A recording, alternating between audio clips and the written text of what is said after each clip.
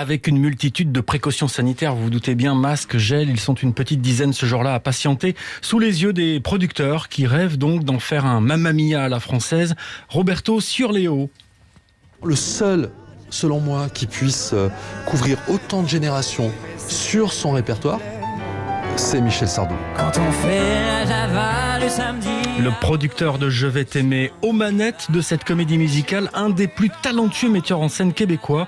Il a travaillé entre autres pour le Cirque du Soleil ou encore Arturo Brachetti, Serge Denoncourt. On raconte l'histoire de 6 Français, jeunes Français, qui ont 20 ans en 1962 jusqu'à la fin des années 90. Leurs amours, les morts, les enfants, les surprises, les voyages.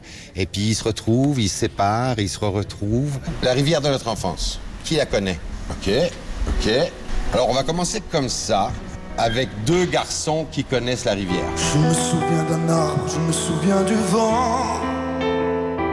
Michel Sardou, c'est un immense répertoire, 323 chansons, pas si simple à interpréter pour celles et ceux qui postulent. C'est comme Johnny, c'était pas la moitié des chanteurs. On n'aime pas, c'est une chose, mais c'est pas la moitié d'un chanteur. C'est la voix française dans la lignée de ces gens comme Pani. C'est un vrai chanteur à voix. Donc, et puis il y a surtout le texte.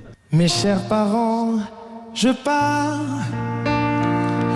Et est-ce que Michel Sardou a donné sa bénédiction pour cette comédie musicale? Vous vous en doutez bien qu'il fallait lui poser la question, évidemment, oui bien sûr. Avec une consigne, avec une consigne quand même, pas de clone vocal de l'artiste sur scène. Ça ne doit pas être un hommage non plus. Bruno Berberes est le responsable des castings. Évidemment, on ne recherche absolument pas vocalement des clones de Sardou. En revanche, dans l'esprit, il doit flotter un petit peu quelque part. Je vais t'aimer. Et la première de cette comédie musicale de Je vais t'aimer se jouera d'abord en région en 2021.